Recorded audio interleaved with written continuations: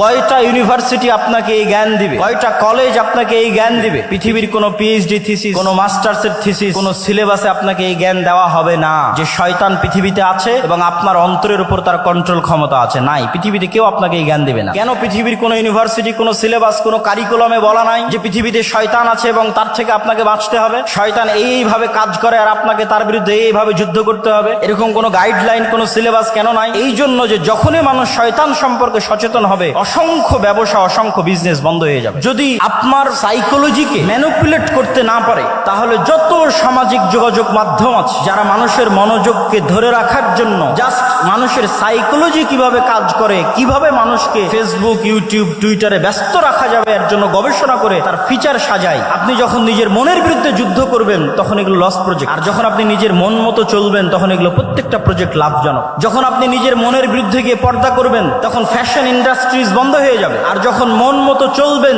তখন fashion ইন্ডাস্ট্রিজের business চলবে। এরকম প্রত্যেকটা ধাপ আছে যা শয়তান ম্যানুফ্যাকচার করে রেখেছে পৃথিবীর মানুষকে ভুলিয়ে রাখার জন্য। কি ভুলিয়ে রাখবে? সালাতের কথা? জি না। শয়তান আপনাকে কি ভুলিয়ে রাখবে? সিয়ামের কথা? জি না।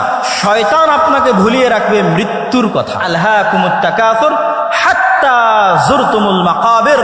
কবরে না যাওয়া পর্যন্ত আমার এবং আপনার মনে হওয়ার চান্স নাই যে আপনি মারা যেতে পারি। আজকের পৃথিবী এতটা ব্যস্ততম পৃথিবী, আজকের টেকনোলজি এতটা ব্যস্ততম, আজকের মোবাইল, আজকের টেকনোলজি, সামাজিক যোগাযোগ মাধ্যম মানুষকে এমন ভাবে আঁকড়ে ধরে আছে, অবৈধ সম্পর্ক মানুষকে এমন ভাবে আঁকড়ে ধরে আছে, ক্যারিয়ারের চিন্তা, দুনিয়ার চিন্তা এমন ভাবে আঁকড়ে ধরে আছে যে আপনি মাসকে মাস, বছরকে বছর